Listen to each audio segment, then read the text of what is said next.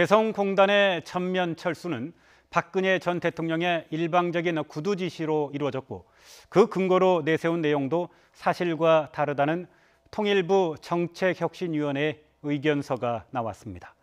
통일부는 의견서 내용을 겸허히 받아들이고 혁신과 관련한 후속 조치를 취해 나가겠다고 밝혔습니다. 취재기자 연결해서 자세히 알아보겠습니다. 황혜경 기자. 네, 통일부입니다. 남북 경제협력의 상징이었던 개성공단의 전면 중단이 결국 박근혜 전 대통령의 일방적인 지시에 의해서 이루어졌다는 거군요.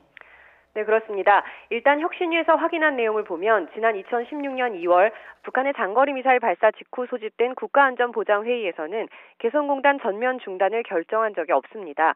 그런데 이튿날 청와대 외교안보 수석이 박 전 대통령의 지시라며 통일부 장관에게 전화해 개성공단에서 철수하라는 구두 지시를 통보한 것으로 확인됐습니다. 당시 정부는 국가안보와 국민 안위를 위해 NSC에서 개성공단 중단을 결정했다고 발표했는데 이와는 배치되는 겁니다. 위원회는 또 박 전 대통령의 구두 지시 이후 청와대가 NSC 상임위를 다시 소집해 개성공단 중단 결정에 절차적 정당성을 부여했다고 밝혔는데요. 다만 이 같은 구두 지시가 누구에 의해 어떤 절차를 거쳐 진행됐는지는 청와대 자료가 대통령 기록물로 지정되는 바람에 확인하지 못했다고 덧붙였습니다. 이런 가운데 당시 정부가 개성공단 중단 결정의 근거 가운데 하나로 둔 북한의 임금 전용 문제는 증거도 불충분한 상황에서 청와대의 지시로 포함됐다는 사실도 드러났습니다. 이 과정에서 통일부는 청와대와 다른 의견을 갖고 있었던 것으로 확인됐지만 받아들여지지 않았다고 혁신위는 설명했습니다. 네, 황혜경 기자.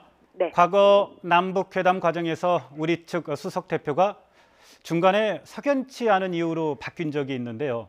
이에 대한 조사 결과도 나왔다죠? 네, 그렇습니다. 지난 2013년 7월에 열린 개성공단 재가동 문제를 협의하기 위한 남북 실무회담이었습니다. 2차 회담 이후 우리 정부는 이례적으로 수석 대표를 교체했는데요. 당시 통일부는 내부 인사 수요에 따른 인사 발령 조치라고 밝혔지만 실상은 수석 대표가 북한에 대해 좀 더 강경하게 나가지 못했기 때문에 교체됐던 것으로 드러났습니다.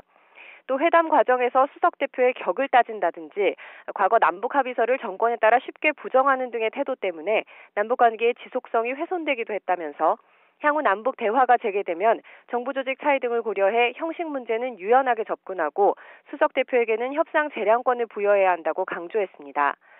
그 밖에도 해외 북한 식단 종업원들의 집단 탈북과 같은 민감한 사안이 통일부에서 발표된 것과 관련해 당시 국정원의 요청을 통일부가 수동적으로 발표한 사실이 드러났는데요. 혁신위는 통일부의 깊은 자기 반성과 성찰이 필요하다고 꼬집었습니다. 네, 혁신위원회의 이런 지적에 대한 통일부의 반응이 궁금한데요. 어떤 입장이 나왔습니까? 네, 통일부 당국자는 기자들과 만난 자리에서 혁신위의 의견서를 겸허한 자세로 받아들인다는 입장을 밝혔습니다. 또 혁신위가 제안한 방안들에 대해서는 후속 조치를 해나갈 계획이라면서 향후 정책 추진 과정에 반영해 나갈 수 있도록 노력하겠다고 말했는데요. 하지만 위원회가 지적한 대로 통일부가 주무부처로서 역할을 제대로 하지 못하고 또 개성공단 전면 중단 과정에서 사실과 다른 내용을 밝힌 데 대해 사과와 책임자 처벌을 해야 하는 것 아니냐는 지적도 나왔습니다.